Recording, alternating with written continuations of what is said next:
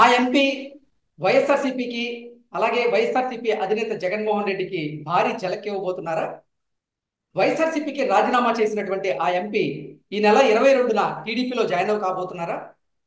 వైఎస్ఆర్సీపీకి సంబంధించినటువంటి లోగుట్టును టీడీపీ అధినేత చంద్రబాబుకు ఆ ఎంపీ చెప్పబోతున్నారా అంటే అవుననే సమాధానం ఇస్తున్నారు కొంతమంది రాజకీయ విశ్లేషకులు. ఇక ఇదే అంశానికి సంబంధించి మనతో మాట్లాడేందుకు ప్రముఖ రాజకీయ విశ్లేషకులు కేపీ రావు గారు మనతో ఉన్నారా? ఇంత మాట్లాడు సార్. నమస్తే సార్. నమస్తే అండి. సార్, వైఎస్ఆర్సీపీకి చెందినటువంటి నరసరావుపేట ఎంపీ లావు శ్రీకృష్ణదేవరాయ ఆయన రీసెంట్గా వైఎస్ఆర్సీపీకి రాజీనామా చేసి 22వ తేదీన టీడీపీలో చేరబోతున్నట్లుగా కూడా ఒక వార్త వస్తున్న నేపథ్యంలో ఆయన వైఎస్ఆర్సీపీకి సంబంధించినటువంటి లోగుట్టును టీడీపీ అధినేత చంద్రబాబు గారికి చెప్పేశారు అంటూ కూడా ఒక వార్త ఇప్పుడు సోషల్ మీడియాలో చక్కర్లు కొడుతూ ఉంది సార్. ఈ వార్తలో వాస్తవం ఉందంటారా? సార్, ఒక స్టేజ్కి వచ్చినాక రాజకీయ నాయకులైనా వ్యాపారవేత్తలైనా ఒక ఈగో డెవలప్ అవుతుంది. ఆ ఈగో డెవలప్ అయినప్పుడు కొంతమంది దుర్యోధనుడు మేనరులాగా అభిమాన ధనులుగా నేను చెప్పిందే జరగాలని కోరుకుంటారు. కొంతమంది ఎన్టీ రామారావు శిష్యుల్లాగా సెల్ఫ్ రెస్పెక్ట్, నా అభిమానం దెబ్బతింది, కాపాడుకోలేనటువంటి రెండు వివాదాస్పదమైన నిర్ణయాల్లో ఈ నర్సరావుపేట ఎంపీ సీటు దగ్గర తేడా వచ్చిందని నేను అనుకుంటున్నాను. లావు కృష్ణదేవరాయలు గారి నర్సరావుపేట ఇవ్వం, గుంటూరు వెళ్ళమని చెప్పటం, దానికి వారు నేను గుంటూరు వెళ్ళను, నర్సరావుపేట నుంచుంటానని చెప్పటం, కాదంటే నేను మారిపోతాను పార్టీ అని చెప్పటం, కొన్ని ఫీలర్స్ బయటికి రావటం, ఆ వైఎస్ఆర్ పార్టీ వాళ్ళు వెళ్ళిపోతాడు అనే ఉద్దేశంతో గుంటూరుకి ఆల్టర్నేటివ్ క్యాండిడేట్ చూసుకోవటం, నర్సరావుపేటకి ఆల్టర్నేటివ్ క్యాండిడేట్ చూసుకోవటం, ఈ లీకులు బయటికి రావటం. ఇప్పుడు డబ్బున మహారాజు అభిమానం దెబ్బతింటే అది పోయినా పర్వాలేదు, డబ్బులు నా పరువు కాపాడుకోవాలి, నా అభిమానం కాపాడుకోవాలనే వర్షంలో ఉన్నటువంటి కృష్ణదేవరాయలు గారు నర్సరావుపేట సీట్ టీడీపీ వాళ్ళు ఇస్తారని చెప్తే తన మాట నెక్కించుకుని, తన పంతం నెక్కించుకుని నేను నర్సరావుపేటని పోటీ చేస్తాననేది ఒక ఈగో సాటిస్ఫై అవటానికి కారణం అవుతుంది. గెలుస్తారా గెలవరా ప్రజలు నిర్ణయిస్తారు. అది అలాగే ఇప్పుడు వైఎస్ఆర్ పార్టీ నాయకులు నేను చెప్పిన మాట వినలేదు, నా మాట వినలేదు, నా ఈగో దెబ్బతింది, పోతే పోయేళ్ళే, నేను ఎవరినైనా గెలిపించుకుంటాను, నా సంక్షేమ పథకాలు నాకు గెలిపిస్తాయి అనేటువంటి నమ్మకంతో ఇంకొకరు పెడతారు. ఇప్పుడు కృష్ణదేవరాయలు గారికి రాజకీయ భవిష్యత్తు కావాలనుకుంటున్నాడు, వెళ్ళి ఇంకో పార్టీలో, తెలుగుదేశమే కదా ఆప్షన్ ఇక్కడ, వేరే పార్టీలో చేరలేరు కదా, అందుకని తెలుగుదేశం పార్టీలో చేరడం ఆశ్చర్యం లేదు. అది సంవత్సరం నుంచి అనుకుంటున్నదే ఇప్పుడు బయటకు వచ్చింది. సంవత్సరం నుంచి ఆయన దూరంగానే ఉంటున్నారు పార్టీకి అని చెప్పి బయట అనుకుంటున్నారు. ఇవాళ బయటకు వచ్చి తెలుగుదేశం చేరుతుంటే తెలుగుదేశానికి కూడా గట్టోళ్ళు కావాలి కదా, అది అధికార పార్టీ కాదు కదా, ప్రతిపక్ష పార్టీ. డబ్బులు ఉండాలి, డబ్బు ఖర్చు పెట్టాలి, డబ్బులు అయితే రాజకీయం లేదు, ఎలక్షన్ లేదు, అదొక మెయిన్ అసెట్ వాళ్ళ డబ్బున్న మహారాజ్కి. మరి అందుట్లో ఎంపీ క్యాండిడేట్లు అంటే మళ్ళీ వాళ్ళ ఎమ్మెల్యేలు కూడా ఫండింగ్ ఇవ్వాలి, ఫీడింగ్ ఇవ్వాలి. మరి అటువంటి పరిస్థితుల్లో కృష్ణదేవరాయలు గారికి అన్ని అండాదండ అంగు ఆర్భాటాలు అన్నీ ఉన్నాయి. కొన్ని వేల మంది ఉపాధ్యాయులు స్టాఫ్ ఉన్నారు, కొన్ని వేల మంది స్టూడెంట్స్ ఉన్నారు.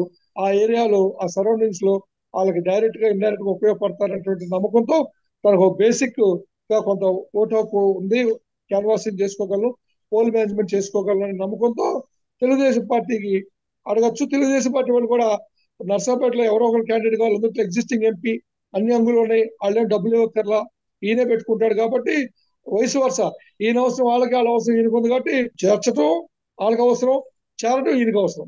గివ్ అండ్ టేక్ పాలసీ కాబట్టి అది ఆక్షేపించాల్సిన అవసరం లేదు. రాజకీయంగా ఎవరు వ్యక్తిగతంగా ఎవరు మనుగడ కోసం వాళ్ళు సరైన నిర్ణయం తీసుకునేవాడే రాజకీయ నాయకుడు. రైలు వెళ్ళిపోయాక ప్లాట్ఫామ్ మీదకి వచ్చినట్టు తీసుకోవాల్సిన సమయంలో నిర్ణయం తీసుకోకుండా ఆ నర్సాపేట సీట్ ఎవరికైనా కమిటీ అయితే తెలుగుదేశం పార్టీ వాళ్ళు అప్పుడు ఆయన ఎవరిస్తారు సీట్ ఎక్కడ ఇస్తారు, ముందు చూపుతో మేల్కొని ముందే ఖర్చు వేసి ఉన్నారు, ఆయనకి గ్యారంటీ సీట్ ఉంటుంది. అలా వేయలేదనుకోండి కష్టం కదా.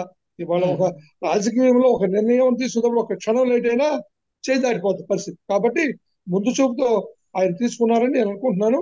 అది ఇద్దరికీ అవసరం, తెలుగుదేశం పార్టీకి అటు కృష్ణదేవరాయలు గారికి ఇద్దరికి ఒకరికొకరికి అవసరం కాబట్టి ఇద్దరు కలిసి ఒక నిర్ణయం తీసుకుంటారు. చేరినా ఆశ్చర్యం లేదు, ఆయన నుంచిన ఆశ్చర్యం లేదు, గెలిచిన ఆశ్చర్యం లేదు, అదే పెద్ద ఇష్యూ కాదు అది అక్కడ.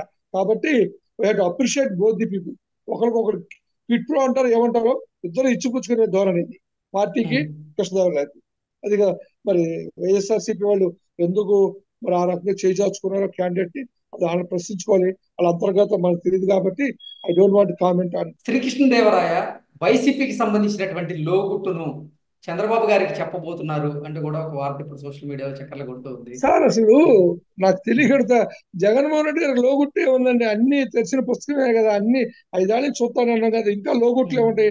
కృష్ణదేవరాయలు గారు తీసుకొచ్చి ఒక్కొక్క నియోజకవర్గాన్ని ఎలా కైవసం చేసుకోవాలని ఒక్కొక్క పార్టీ అధినేత వ్యూహాలు రచిస్తూ ఉంటారు. ఇప్పటికే వారి వ్యూహాలని 5 సంవత్సరాల్లో శ్రీకృష్ణదేవరాయకి చెప్పే ఉంటారు జగన్మోహన్ రెడ్డి. సో ఆయన వ్యూహాలు ఏంటి, అసలు ఎలా ఎన్నికలకు వెళ్ళబోతున్నారు, ఇటువంటి అంశాలన్నీ కూడా శ్రీకృష్ణదేవరాయ ఇప్పుడు చంద్రబాబు గారికి చెప్పే అవకాశం ఉంటుందంటారు మరి?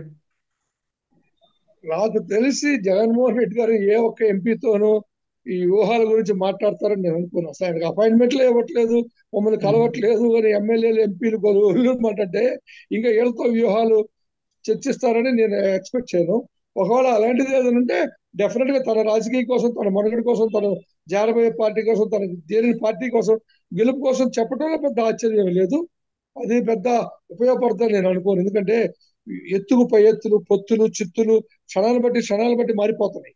రోజు రోజుకి రాజకీయ సమీకరణలు మారుతున్నప్పుడు ఒకే ఎత్తు మీద ఉంటారని అనుకోను. ఎత్తుకు తగ్గ పొత్తు, పొత్తుకు తగ్గ చిత్తు ఎలా చేసుకోవాలనేది ఒకరి మీద ఒకళ్ళు చెస్ ఆడతారు, చదరంగం ఆడతారు.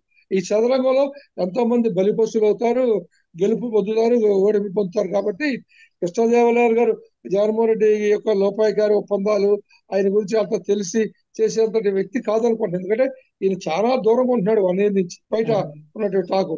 ఒకవేళ తెలిసిన విషయాలు ఏంటంటే, ఇప్పుడు నాకు శత్రువు గురించి తెలిసిన విషయాలు నాకు గెలుపుకో నేను వాడుకుంటా కదా, నాకు పార్టీకి చెప్తా కదా, అదేం పెద్ద ఆశ్చర్యం లేదు. చెప్పినా చెప్పొచ్చు. దానివల్ల తెలుగుదేశం పార్టీకి ఏదో మీకు నాకు తెలియని జరగబోయే ఎన్నికలు రెండే 2 రకాలు, YSR, TDP. Election poll management ఎవరు బాగా చేసుకుంటే అది గెలుస్తాడు. పోల్ మేనేజ్మెంట్ బాగా చేసుకోవటానికి బీజేపీ సపోర్ట్ కావాలని టీడీపీ కోరుకుంటారు. ఎందుకంటే ఎలక్షన్ కమిషన్ పోలీసు చేతిలో ఉంటే వైఎస్ఆర్ పార్టీ అడ్డుకోవచ్చు, లేకపోతే ఇబ్బంది పెడతారేమో ఒక ఆందోళనతోనే బీజేపీతో ఎలియన్స్ వెళ్తున్నారేమో అనేది ఒక క్వశ్చన్ మార్క్. ఓకే, కేపీ రావు గారు, ఇప్పుడు శ్రీకృష్ణదేవరాయ మీదకి పోటీగా అక్కడి నుంచి అంటే వైఎస్ఆర్సీపీ నుంచి అనిల్ కుమార్ యాదవ్ ని తెర మీదకి తీసుకొచ్చారు. ఏంటి గెలుపు అవకాశాలు ఎవరికి ఉండే అవకాశం ఉంది ఇద్దరిలో? సార్, నేను తెలుగుదేశం పార్టీ గెలుపుకి కారణం ఒకటి, బీసీలు, కాపులు ఏకపక్షంగా గంపగుత్తగా మెజారిటీ పర్సంటేజ్ ఓటు టీడీపీకి ఇస్తే టీడీపీ గెలుపుని ఎవరూ ఆపలేదు. కారణం, గత ఎన్నికల్లో కాపులు కొంచెం మనోభావాలు దెబ్బతిని టీడీపీకి ఓటేది. అది పవన్ కళ్యాణ్ గారు కూడా ఓడించారు గాజువాకలో, భీమవరం. అలాంటి కాపులు ఇప్పుడు వాళ్ళ ఎగ్జిస్టెన్స్ ప్రూవ్ చేసుకోవటానికి, వాళ్ళ యొక్క కమ్యూనిటీ యొక్క గొప్పతనాన్ని చూపించుకోవటానికి అందరూ ఒకటిగా ఈ గంపగుత్తగా పవన్ కళ్యాణ్ గారి నాయకత్వాన మెజార్టీ సభ్యులు అందరూ ఎగిపోయిన మెజార్టీ కాపులందరూ టీడీపీకి ఓటు ట్రాన్స్ఫర్ అయితే, అలాగే బీసీలు కూడా కాపులకు ప్రాధాన్యత ఇచ్చాడు చంద్రబాబు నాయుడు గారు. పోయినసారి కార్పొరేషన్ పెట్టాడు, 4,000 కోట్లు ఇచ్చాడు, 5% రిజర్వేషన్ ఇచ్చాడు. ఒక దుగ్ధతతో, నూన్యతతో, కాపుల మీద కోపంతో బీసీలు కూడా వైఎస్ఆర్ పార్టీకి లాస్ట్ టైం ఓట్లు వేశారు. ఈ రెండింటి వల్ల రెండుకి చెడ్డారు ఎవడైతే తెలుగుదేశం పార్టీ. రేపు జరగబోయే ఎన్నికల్లో బీసీలు, కాపులు, ఓసీల్లో ఉన్నటువంటి కమ్యూనిటీ అందరూ కలిసి, ఎస్సీల్లో కూడా మీరు ఒకటి క్యాచ్ చేయండి, ఏబిసిడి కేటగిరీ స్టార్ట్ అయినాక ఎస్సీల్లో 50% ఉన్నటువంటి ఎండి ఎమ్మెల్స్ కూడా ఓటు చీలిపోయి యాంటీ వైఎస్ఆర్ పార్టీకి వెళ్ళే పరిస్థితి వస్తుంది. అప్పుడు అది అడ్వాంటేజ్ అవుతుంది.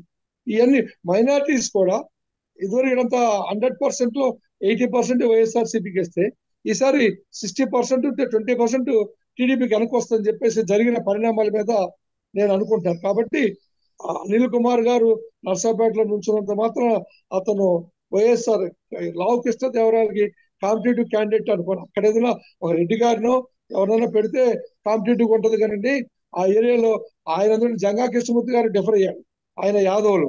ఆ ఏరియాలో మరి వారంతా రేపొద్దున బీసీ కార్డు మీద వాళ్ళంతా తిరగబడి ఎదురు చేస్తే డ్యామేజ్ అవుతుంది పార్టీకి. జంగా కృష్ణమూర్తి గారు ఈ డిఫర్డ్ అండ్ ఈ was criticised the YSR party. I suppose to expect he may come out and participate in opposition party campaign. అలా జరిగింది అనుకోండి, మరి ఆయన బీసీ, ఆయన యాదవుడే, వచ్చేది కూడా యాదవ నాయకుడే అనిల్ కుమార్. మరి వాళ్ళలోనే ఎదురు తిరిగి వాళ్ళు ఎలక్షన్ క్యాంపెయిన్ లో కృష్ణదేవరాయలు గారికి అనుకూలంగా పార్టిసిపేట్ చేస్తే మరి బీసీల ఓటు కూడా మరి కృష్ణదేవరాయలు గారికి ఎక్కువ ఛాన్స్ ఉంటుంది కదా.